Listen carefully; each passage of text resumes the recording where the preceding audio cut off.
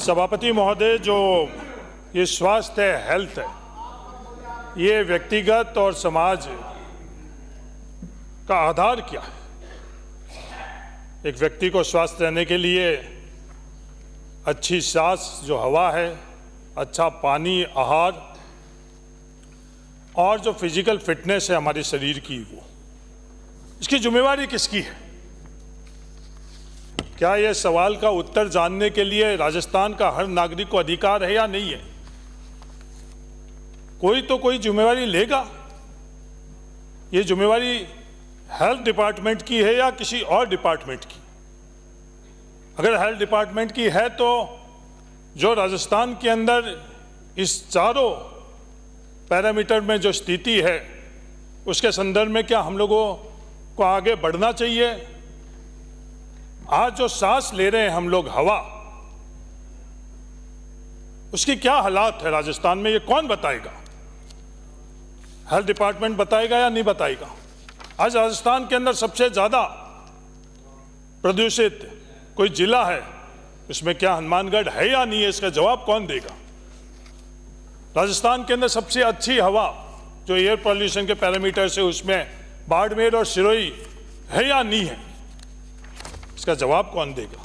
और क्या हमको सरकार और समाज के नाते जो आने वाले समय में सबसे बड़ी चुनौती है कि जो सांस, वो सांस तो सबको लेनी पड़ेगी और इसी हवाओं में से सांस लेनी पड़ेगी, उसके संदर्भ में हमको प्राथमिकता रखनी चाहिए या नहीं रखनी चाहिए? यह अवेयरनेस कैंपेन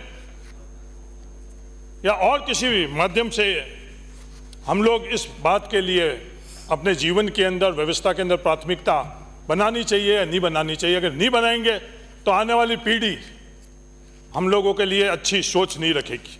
तो हमारी सामूहिक जिम्मेवारी है। पानी के संदर्भ में जो हम लोग पानी पी रहे हैं, उस पानी की गुणवत्ता क्या है? आईजीएनपी के माध्यम से जो पानी एक बड़े हिस्से के अंदर मिल रहा है और दूसरे जो पानी के स्रोत से मिल रहा है, क्या वो पानी सर्वोत्तम है या नहीं है? अगर सर्वोत्तम है तो सरकार को और विशेषकर हेल्थ डिपार्टमेंट को ये कहना चाहिए, जो सर्वोत्तम पानी है, जो पी सकना चाहिए, वो पीना पानी, पेयजल आप लोगों को मिल रहा है आईजीएनपी के माध्यम से, और नहीं है तो ईमानदारी से ये कहना चाहिए कि नहीं, ये सर्वोत्तम पानी नहीं है। जो रेन वाटर, जो बरसात का पानी है, टाकों के माध्यम से जो हम लोग पी रहे हैं, वो अगर सबसे बेहतरीन पानी है तो ये कौन कहेगा? इसकी जिम्मेवारी किसकी है? इसकी जिम्मेवारी हेल्थ डिपार्टमेंट की। इसकी तुलना करने की जिम्मेवारी किसकी है? इसकी तुलना करने की जिम्मेवारी हेल्थ डिपार्टमेंट की है कि जो हम लोगों को चाहे अंडरग्राउंड वाटर जिसमें फ्लोराइड कंटेंट है और दूसरे तरह के हैं, बोलने के लिए तो बोल लेते हैं कि आरओ वाटर, जो स्पेशलिस्ट है आरओ वाटर के लिए, यूएन का या बाकी जो ग्लोबल स्पेशलिस्ट है, वो आरओ वाटर के लिए क्या सोच रखते हैं, क्या आरओ वाटर है, इसको कौन बताएगा? सिर्फ दोषारोपण। आज पूरा का पूरा जो तंत्र है वो आज अकाउंटेबिलिटी उसमें किसी की नहीं, और उसका दोषी कौन है? दोषी हम लोग हैं। कोई भी मंत्री खड़ा होकर ये बात करता है, उसका चरित्र दिखाता है। मैं जब वहां पे था मंत्री के तौर पर, कभी भी मैंने ये बात नहीं करी कि पहले की सरकार ने ये, क्या कि मैंने राजस्व मंत्री हूं मैं, चाहे पहले की सरकार है, आज की सरकार है, मैं मंत्री रहते हुए सबका पूर्ण तरह से जिम्मेवार कोई हूं तो मंत्री के तौर पर मैं हूं। कभी भी मैंने दूसरी बात नहीं करी, रिकॉर्ड देखकर करो। अगर आप ये बात करोगे तो आप एडमिनिस्ट्रेशन के अंदर क्या संदेश दे दो कि एक ब्यूरोक्रेट जो अपनी कुर्सी पर बैठा है, वो पूरी की पूरी जिम्मेवारी इस तरह से अपने से दूर रख ले कि देखो पहले के ब्यूरोक्रेट ने नहीं किया। एक डॉक्टर, एक नर्सिंग स्टाफ, पूरे की पूरी संस्था के बारे में ये संदेश अपन लोग दे रहे हैं। ये जिम्मेवारी हम लोगों की है। आज पानी के संदर्भ में सभापति महोदय, मैं आपके माध्यम से देश और दुनिया को बताना चाहता हूं, दुनिया के अंदर इजराइल मॉडल की बहुत चर्चा होती है। उस इजराइल मॉडल से बेहतरीन पीने के पानी का स्रोत का मॉडल कहीं है तो इसी राजस्थान के अंदर। हम लोगों का दुर्भाग्य कि उसका प्रचार प्रसार हम लोग नहीं करते। जो थार के अंदर टाके बने हुए हैं, बहुत कम बारिश के बावजूद उन टाकों के अंदर जो पानी मिल रहा है, क्वालिटी ऑफ वाटर, जो गुणवत्ता है उस पानी के अंदर, आज हम लोगों के पास है वो, और उसकी चर्चा हम नहीं कर रहे हैं। उसके आगे बढ़ाने के लिए नहीं कर रहे हैं। बाड़मेर के अंदर नरेगा के माध्यम से 1 लाख टाके, इस तरह की दुनिया में आपको उदाहरण नहीं दिया। और समाज की स्वीकार्य की भी ये पद्धति है, पर इसके बारे में हम लोग कभी भी अवेयरनेस नहीं कर रहे हैं। बड़े से होर्डिंग बनाएंगे तो व्यक्ति विशेष के होर्डिंग बना देंगे, उसकी महिमा मंडल करने के लिए हमारी प्राथमिकता है। हमारे प्रदेश के जनता के स्वास्थ्य की हम लोगों की प्राथमिकता नहीं है। ये अप्रोच कौन बदलेगा? ये अप्रोच हम लोग नहीं बदलेंगे तो कौन बदलेगा? आहार के संदर्भ में आज हम लोग खिला क्या रहे हैं? राजस्थान के नागरिकों को खिला क्या रहे हैं? अगर इसका ईमानदारी से कोई उत्तर ढूंढने लगेगा तो रात को उसको नींद नहीं आएगी। कितना अडल्ट्रेटेड, कितना मिलावटी खाना हम लोग खा रहे हैं। कम से कम इसकी शुरुआत तो करें हम लोग। जो सच्चाई है वो समाज में हम लोग बताएं, राजस्थान की जनता को बताएं कि जो खाना वो खा रहे हैं उसकी गुणवत्ता क्या है। कौन बताएगा ये? इंडियन एक्सप्रेस के अंदर बड़ा सा न्यूज आर्टिकल आया कि वेजिटेबल ऑयल अगर दुनिया में सबसे ज्यादा कहीं आ रहा है तो हिंदुस्तान के अंदर आ रहा है। उस वेजिटेबल ऑयल से क्या हमारे स्वास्थ्य पर फर्क पड़ रहा है, सही है गलत है, उसकी चर्चा कर उसका निर्णय कौन करेगा? आज हम लोग जो सब्जियां खा रहे हैं, आज जो हम लोग फल खा रहे हैं, उसके अंदर पेस्टिसाइड कंटेंट कितने हैं? क्या हम फल और सब्जियां खा रहे हैं या जहर खा रहे हैं? आज जो गेहूं हम लोग खा रहे हैं, उस गेहूं की क्या हालात है? दूध, घी, आज दूध कैसा मिल रहा है हम सबको पता है, पर आंखें बंद कर रहे हैं, मुंह मोड़ रहे हैं। राजस्थान के अंदर कितना मिलावटी दूध आ रहा है, और कानून हम लोगों ने क्या बना रखा है कि मिलावट के संदर्भ में क्या ये मिलावट है? दूध के अंदर अगर पानी है तो वो मिलावट है, दूध के अंदर अगर यूरिया है तो ये मिलावट है क्या? ये इंसान को जहर देने का काम हो रहा है, और हम लोग को कानून और नियम नहीं बनाने की हम लोगों की प्राथमिकता है। कौन बनाएगा? ये सदन बनाएगा। तेरा मेरा कर और अपन अपनी जिम्मेवारी को धकेल रहे हैं, और राजस्थान को जहर खिलाया जा रहा है। मैं जिम्मेवारी से बोल रहा हूं, ये जहर है जो दूध वो दे रहे हैं। घी, आज हम लोग बहुत कहते हैं जय गौ माता, गाय के पूजन में लगा रखते हैं अपना पूरी की पूरी प्राथमिकता से, पर आज राजस्थान को घी कैसा मिल रहा है? पहले डॉक्टर लोगों की अलग ओपिनियन थी घी के संदर्भ में, वो दुनिया में ओपिनियन बदली है, पर वो घी कैसे मिल रहा है? जो बाजार से जो कुछ भी आ रहा है सभापति महोदय, वो 90% से ज्यादा खाने योग्य नहीं है। हम लोग बस ये गाय का घी खा रहे। ये सिर्फ गाय का घी अगर हम लोगों को मिल रहा है, हम लोग संतुष्ट हो रहे हैं, गाय का घी खा रहे। गाय की नस्ल क्या है?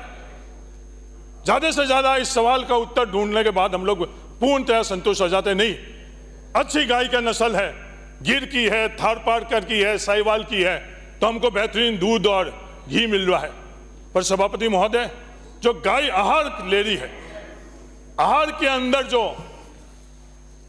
चारे में जो पेस्टिसाइड है, क्या वो दूध के माध्यम से हम लोगों को मिल रहा है या नहीं मिल रहा है?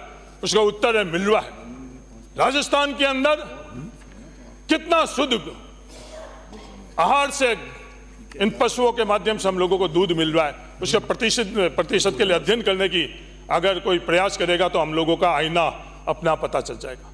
ऐसी बात नहीं कि राजस्थान में ऐसा मॉडल नहीं है, पर हमारी समाज और सरकार की प्राथमिकता नहीं है।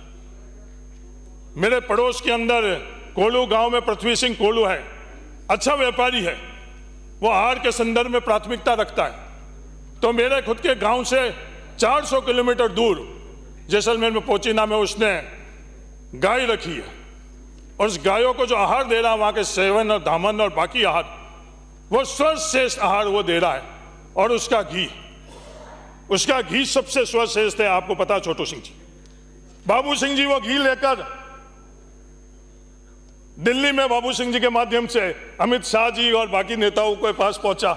मेरे को भी वो मिला, उमेदा राम जी को भी मिला, और पृथ्वी सिंह जी ने मेरे को भी कहा कि भाई घी आप भी अपने नेताओं को दो। वो मैं किस मुंह से वो घी दूं? मेरा परिवार तो किस तरह का घी खा रहा है, और मैं मेरे अपने आप को दिखाने के लिए वो घी ले जाकर और नेताओं को दूं? मैंने सोचा, मेरे हिम्मत नहीं हुई कि वो घी, क्योंकि वो राजस्थान के अंदर वो घी है कितना। पर के जी, थोड़ा बहुत मुझे राजस्थान से मोहब्बत है। मैं इस राजस्थान में सिर्फ पद पाने के लिए इस राजस्थान को नहीं देखता हूं। इस राजस्थान ने बहुत कुछ दिया मेरे को, जो मेरे योग्य नहीं हो उससे ज्यादा इस राजस्थान मेरे को दिया है। तो जो आहार है सभापति महोदय, तो मेरा मानना है ये कौन करेगा। और सबसे खतरनाक चीज कि जो ये जहर मिला रहे हैं, उनके संदर्भ में हमने नियम क्या बनाए हुए हैं, बड़े कमजोर नियम बनाए हुए हैं। नॉन कॉग्निजेबल ऑफेंस हम लोगों ने बनाई हुई है सिर्फ मिलावटी के लिए। उससे भी और हम लोगों के चेहरे के ऊपर एक धब्बा कि उसके अंतर्गत जो दोषी हैं उनके केस विड्रॉ कर रहे हैं, और हम लोग सुन और मौन है, पूरा का पूरा सदन सुन और मौन है। ये मैं नहीं बताना चाह रहा हूं किस साल में हुए और किसने किए, कि वही बात हो जाएगी कि आरोप प्रत्यारोप के अंदर हुए, राजस्थान के अंदर हुए, किस मिलावट के संदर्भ के अंदर जो केस रजिस्टर हुए हैं। क्या हम लोगों के पास मानव संसाधन है? हेल्थ इंस्पेक्टर्स हम लोगों के पास कितने हैं? लेबोरेटरीज कितनी है? क्या इसके बारे में भी हम लोग बात करेंगे? पूरा का पूरा हमारा सोच, हमारी प्राथमिकता केंद्रित हुई भी है। बड़े बड़े लोगों के, हम लोगों के परिवार शहरों में रह रहे हैं, और हम उन्हीं शहरों के साथ अन्याय भी कर रहे हैं। मेरे से पूर्व वक्ताओं ने बहुत पूरा का पूरा अपने 26 मिनट की बात के अंदर पूरा जो केंद्रित रखा, वो जयपुर के अंदर स्वास्थ्य की व्यवस्था, एसएमएस के अंदर अगर 15,000 ओपीडी आ रही है, तो ये क्या अच्छा संकेत है क्या? ये बिल्कुल अच्छा संकेत नहीं है। पूरी दुनिया के अंदर आप लोग देख लो, कहीं भी जहां स्वास्थ्य व्यवस्था अच्छी है, वो केंद्रीकृत है या विकेंद्रीकृत है? आपको उत्तर मिलेगा वो डिसेंट्रलाइज्ड है। मैं क्यों ये नहीं कह रहा हूं कि आप जापान का मॉडल जो दुनिया के अंदर सबसे बेहतरीन है, ऑस्ट्रेलिया का मॉडल बेहतरीन है, स्वीडन का मॉडल बेहतरीन है, उसको लागू करो। नहीं, हमारा राजस्थान की परिस्थिति से राजस्थान का मॉडल बनना चाहिए। मैं ये भी नहीं कह रहा हूं कि साउथ का मॉडल लेकर आ जाओ, क्योंकि आज आंकड़े कह रहे हैं कि साउथ का मॉडल बहुत अच्छा है। केरला का मॉडल भी मैं ये नहीं कह रहा हूं कि वो लेकर आ जाओ, क्योंकि केरला के अंदर या साउथ के अंदर जब देश आजाद हुआ और उसके बाद में जो हेल्थ पैरामीटर्स है उसके अंदर कितना सुधार आया, पर हमको सीखना तो चाहिए। उनको सीखकर हम लोग अपना खुद का मॉडल तो बनाए। पूरा का पूरा हम लोगों का फोकस हो गया है सेंट्रलाइज्ड करो। एसएमएस कम पड़वा है। एसएमएस अगर कम पड़वा है तो एसएमएस को बढ़ाना ही हम लोगों के ये हल है क्या? नहीं, ये हल नहीं है सभापति महोदय। हमको पूरी की पूरी स्वास्थ्य व्यवस्था डिसेंट्रलाइज करनी चाहिए। ये जो बहुत महिमा मंडल कर रहे हैं, कोरोना के वक्त के अंदर जो सेंट्रलाइज व्यवस्था थी वो कहां गई? जो आप लोग कह रहे हैं पूरा का पूरा संसाधन चौको, पूरा का पूरा मानव संसाधन, पूरा का पूरा आर्थिक संसाधन, जो कोरोना के वक्त के अंदर वो उन्होंने साथ नहीं दिया। तो कोरोना के वक्त में जो डिसेंट्रलाइज्ड कोरोना सेंटर्स बने और छोटी छोटी जगह बने, सभापति महोदय, राजस्थान को क्या चाहिए? राजस्थान को चाहिए कि जो सब सेंटर्स है वो बेहतरीन से बेहतरीन सब सेंटर्स कैसे बन सके। जो पीएससीज है उसके अंदर व्यवस्था करो। प्राइमरी ट्रीटमेंट के लिए अगर ओपीडी के लिए एमडीएम और एसएमएस आ रहा है तो हम लोगों की नीतियों के अंदर गलती है। इसको पहले स्वीकार करना चाहिए कि प्राइमरी इलाज के लिए अगर हम लोग इन अस्पतालों में या डिस्ट्रिक्ट हॉस्पिटल के अंदर क्या ये इस तरह की व्यवस्था नहीं बनाई कि सिर्फ रेफरेंस हॉस्पिटल होने चाहिए। प्राइमरी जो भी ट्रीटमेंट है वो ट्रीटमेंट के लिए सब सेंटर पीएससी और सीएससी तक ही हम लोगों को करना चाहिए। और अगर कोई क्रिटिकल है और फिर हम लोग अपने मतदाताओं को खुश करने के लिए कहते हैं कि मेरी विधानसभा के अंदर इतना बड़ा हॉस्पिटल बना है, आप अपने मतदाताओं, जो शहरी मतदाता हो, उनके व्यवस्थाओं के अंदर बाधक बन रहे हो। जाकर देख लो आप कि एसएमएस के अंदर कितने प्रतिशत यहां के स्थानीय जयपुर के नागरिक है। 90% लोग गांव से आ रहे हैं क्योंकि उनको वहां ट्रीटमेंट नहीं मिल रहा। और जयपुर के नागरिक जिनको वहां ट्रीटमेंट जयपुर में मिलना चाहिए वो दर दर भटक रहे हैं और निजी अस्पतालों के अंदर जा रहे हैं। ये बात करेंगे तो आपके विवाद करने वाला और के अलावा कुछ नहीं मिलेगा। आप ये तर्क दे दो कि शहर और गांव के बीच में झगड़ा कर रहे हैं। इस जो सेंट्रलाइजेशन किया, आपने केंद्रीकृत किया, इसमें सबसे ज्यादा नुकसान किसी को हो रहा है, उसमें शहर को भी हो रहा है। इस बात को समझने की आवश्यकता है। आज हमारे कोरोना के वक्त के अंदर सभापति महोदय, जो हर कोई दौड़ गया था, उन कोरोना के मरीज के साथ खड़ा होने वाला उनके परिवार के लोग भी नहीं रहे। कौन रहा? क्या आज हम लोगों को उनके संदर्भ में अपनी प्राथमिकता रखनी चाहिए, नहीं रखनी चाहिए? ईश्वर नहीं करेगा इस तरह की अगर कोई परिस्थिति आगे बने तो क्या जो उसके अंदर योगदान कर रहे हैं वो इस तरह की सोच रखें कि भाई हमारे को सरकार की तरफ से जो हमारा योगदान है, समाज की तरफ से योगदान है, उसको जब भी वक्त पड़ेगा नजरअंदाज कर लेंगे। सभापति महोदय, चंद प्रशासनिक अधिकारी उस वार्डों के अंदर गए होंगे। कोविड सेंटर के अंदर डॉक्टरों की तादाद भी बहुत कम थी। अगर कोरोना से किसी ने लड़ाई लड़ी तो नर्सिंग स्टाफ ने लड़ी। मैं सैल्यूट करना चाहता हूं नर्सिंग स्टाफ को, जिन्होंने इस कोरोना की लड़ाई के अंदर जब परिवार ने साथ छोड़ दिया, व्यवस्थाओं ने साथ छोड़ लिया, तो नर्सिंग स्टाफ ने हमारे कोरोना से पीड़ित जो मरीज थे उनके बीच में रखे। उसके अलावा भी बहुत अच्छे मॉडल थे, ऐसी बात नहीं मॉडल नहीं थे।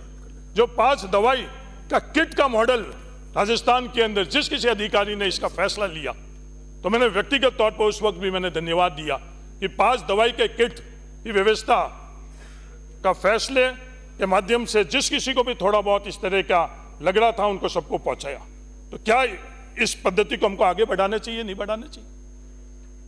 यूटीपी के माध्यम से उन नर्सिंग कर्मचारियों ने अपनी जान को हथेली में लेकर कोरोना के वक्त के अंदर योगदान किया और आज हम लोगों ने आंख मीच ली उनके लिए। क्या ये जिम्मेदारी हम लोगों की नहीं है? हम लोग खुद दर्द दे रहे हैं कि पूरे की पूरी भर्ती हो गई। भर्ती के संदर्भ में भी क्या हालात हैं? सब पदों पर भर्ती हुई या नहीं हुई? सभापति महोदय, नहीं हुई। पर सिर्फ हम लोगों को उन यूटीपी से जो जीएनएम थे, नर्सिंग अधिकारी थे, जिनका योगदान ईमानदार से कोई आकलन कर ले सोर्सेस था, श्रेय लेने के लिए तो सब कुछ थे, पर धरातल के अंदर उन लोगों ने ही संघर्ष किया था। आज मेरे से तो बहुत स्नेह है, मंत्री जी मेरे को तो बहुत गंभीरता से सुन रहे हैं। यहां पर मंत्री जी सिर्फ बाइतू उप जिला चिकित्सालय के अंदर 38 स्वीकृत पद है। उस 38 स्वीकृत पद के अंदर सिर्फ 13 कार्यरत है और 25 रिक्त। जैसलमेर जिले के अंदर 40 समय हो गया, मुझे ये बोला गया 30 मिनट। 20 या तो ये सही है या आप सही है। 20 मिनट नहीं, मैं है बोलने वाले वक्त। हाँ, ये बच्चे बोले, इन दोनों में आप तय कर लो। अगर नहीं समय अगर है, बोल नहीं पाएंगे, 20 में ही अपनी बात समाप्त करें प्लीज। है नहीं, मैं समय कितना निर्धारित 20 मिनट में अपनी बात। मेरे सचेतक महोदय ने कहा कि 25 मिनट। फिर ये बाकी लोग कम करने पड़ेंगे। नहीं, ये अधिकार मेरा नहीं है। ये समय सीमा तय करने का अधिकार स्पीकर को है और पार्टी के अंदर आपस में समय सीमा तय करने का अधिकार एलओपी को और सचेतक को है। अगर इन्होंने 20 मिनट कहा तो मैं 20 ही करूंगा, इन्होंने 2 कहा तो 2 ही करूंगा। ये तो करना ही चाहते हैं, क्योंकि इनको तेरे मेरे के अंदर या किसी को आरोप प्रत्यारोप करेंगे राजस्थान के संदर्भ में। सभापति महोदय, आज राजस्थान के अंदर सबसे ज्यादा स्टेरॉयड के माध्यम से हम लोगों के शरीर की क्या स्थिति हुई। कहीं भी चले जाओ, क्योंकि स्टेरॉयड जीवन रक्षक दवाई है। सरकार के तरफ से उसके अंदर बहुत कम टैक्स लगता है और वो सबसे सस्ती होती है। स्टेरॉयड के माध्यम से जो कोई भी बीमारी हुई तत्कालीन हम लोगों को राहत मिलती है। और पूरे के पूरे राजस्थान के अंदर हर जगह जो छोला क्वैक है और जो अपनी एमबीबीएस और एमडी किए हुए भी डॉक्टर जो जल्दी इलाज की हमारी प्रवृत्ति की एकदम तत्कालीन राहत मिले, उसके कारण स्टेरॉयड दे रहे हैं। स्टेरॉयड के कारण राजस्थान के लोगों के स्वास्थ्य में क्या स्थिति है? क्या स्टेरॉयड के संदर्भ में हम लोगों को नीति नहीं बनानी चाहिए? एंटीबायोटिक, छोटा सा भी जुकाम हो तो एंटीबायोटिक ज्यादा से ज्यादा एमजी की करिए। इस एंटीबायोटिक के संदर्भ में हम लोगों को नीति बनानी चाहिए, नहीं बनानी चाहिए, क्योंकि तत्कालीन राहत मिलती है।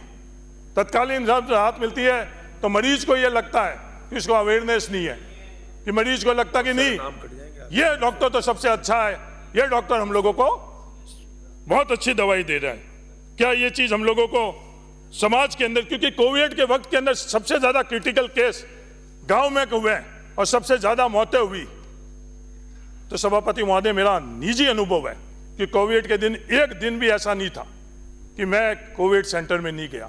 एक बार नहीं, मैं 10-10 बार कोविड सेंटर के अंदर जाता था। जो मेरा निजी अनुभव है, स्टेरॉइड के कारण सबसे ज्यादा केसेस खराब हुए और स्टेरॉइड के कारण ही सबसे ज्यादा मौतें हुई।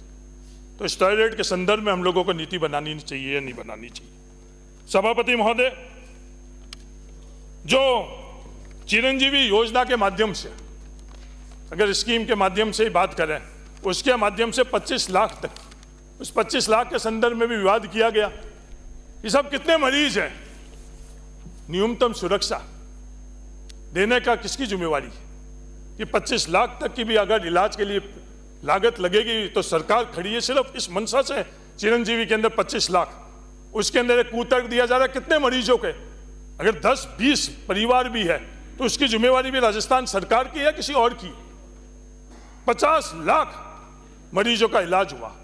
आज उस चिरंजीवी योजना का नाम बदलकर और मां कर लिया, यह आपका अधिकार है, आपको मुबारकबाद, आपने जो भी किया वो आपके अधिकार क्षेत्र के अंदर किया। पर इस योजना के माध्यम से हम लोगों की स्थिति क्या है? आज हम लोगों को एक्सीडेंटल क्लेम मिल रहे हैं या नहीं मिल रहे हैं? उत्तर है नहीं मिल रहे। क्या इस योजना के अंदर हम लोगों को पीएससी को भी शामिल करना चाहिए? उत्तर है हाँ, करना चाहिए, क्योंकि जो जांचें हैं, जांचे के लिए हम धकेल रहे हैं कि आप सीएससी में जाओ, आप डिस्ट्रिक्ट हॉस्पिटल में जाओ, ये पूरी की पूरी जांचें हम लोगों को पीएससी स्तर के अंदर ही होगी। सभापति महोदय, मैं भाई तो विधानसभा की बात करता हूं कि तमाम पीएससी के अंदर सीबीसी मशीन लगी हुई है, पर सरकारी फैसला जो पीएससी के अंदर कि किसी भी प्रकार का हम शुल्क नहीं लेंगे, वो बंधन बांधता है वहां के डॉक्टरों को कि वो सीबीसी मशीन के अंदर केमिकल कहां से डालें, और वो पूरी की पूरी मशीन मैंने किसी और माध्यम से, सरकारी माध्यम से नहीं वो मशीनें लगाई, पर उसे जांचें नहीं हो पा रही है। तो इसमें नियमों में परिवर्तन कौन करेगा? ये शिथिलता कौन लेकर आएगा? ये हम लोगों को लानी पड़ेगी। आज कितने रुपए का क्लेम इन इंश्योरेंस कंपनी के में ड्यू है? बहुत बड़े तादाद के अंदर ड्यू है। सिर्फ इंश्योरेंस कंपनियों में नहीं, मुख्यमंत्री दवा योजना के मार्फत से जो अस्पताल है जोधपुर के अंदर, खबर आई कि एमडीएम के अंदर जो भी वहां सप्लायर है 40 करोड़ ड्यू है और उसने दवाइयां देनी बंद कर ली। क्या हम धकेलना चाहते हैं उन प्राइवेट दुकानों की तरफ? अगर धकेलना चाहते हो तो ईमानदारी से राजस्थान में यह बात करें कि हम लोग इस व्यवस्था को वापस, कोई गलत चीज नहीं है, अपने अपने मॉडल होते हैं। दुनिया के अंदर कॉर्पोरेट मॉडल को भी कई देशों ने अपनाया है। इस मॉडल के संदर्भ में अगर हम लोग ये राय रखती है तो सदन के अंदर सरकार को खड़ा होकर हम लोगों को करना चाहिए। आज जो क्लेम, कितने क्लेम बन रहे हैं ईमानदारी से उसका आकलन कर लो। सीएससी के अंदर जो इंश्योरेंस कंपनी का जो राजस्थान का हक है वो क्लेम नहीं बन रहा है, क्योंकि हम लोगों के पास ऑपरेटर नहीं है, हम लोगों की प्राथमिकता नहीं है।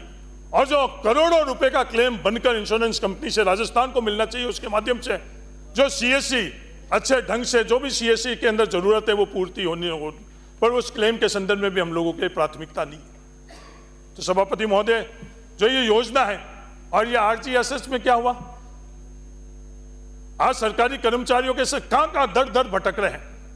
आज उसके माध्यम से दवाई लेने के लिए कोई दवाई की दुकान में जाते हैं, मेरे पास सीजीएसएस और आरजीएसएस दोनों है, मेरी दवाई लेने के लिए वहां जाता हूं तो वो दुकानदार कहता कि नहीं साहब ये आरजीएसएस वाला तो आप साइड में रखो साहब, इसका तो पेमेंट का ही भरोसा नहीं। ये हकीकत है, कोई भी जाकर देख लो, एक्स एमपी के तौर पर वो मिलता है मेरे को। तो ये व्यवस्था जो धरातल के अंदर है, जो अगर गलत किसी ने भी करी है उसको सुधार कौन करेगा? सुधार अपन लोगों को करना पड़ेगा। सभापति महोदय, बातें बहुत हैं, मेडिकल कॉलेज के संदर्भ में बोली सभी जिलों में, तो उन जिलों के अंदर शायद जालोर जिला ही नहीं रहा। जोगेश्वर जी, आपका जिला राजस्थान के अंदर कोई ना कोई परिवर्तन हो गया है, इससे पहले बोले कि जालोर जिले के अंदर। राजय अंत में एक बात कर मैं कंक्लूड करना चाहता हूं कि आज मेडिकल साइंस बहुत तब्दीली हो रही है। गूगल ने अनाउंस कर लिया कि भविष्य की मेडिकल साइंस जो आंख के जो रेटिना को कैप्चर कर और ये बता दे कि उसके बाद एमआरआई, सीटी स्कैन और किसी की आवश्यकता नहीं रहेगी।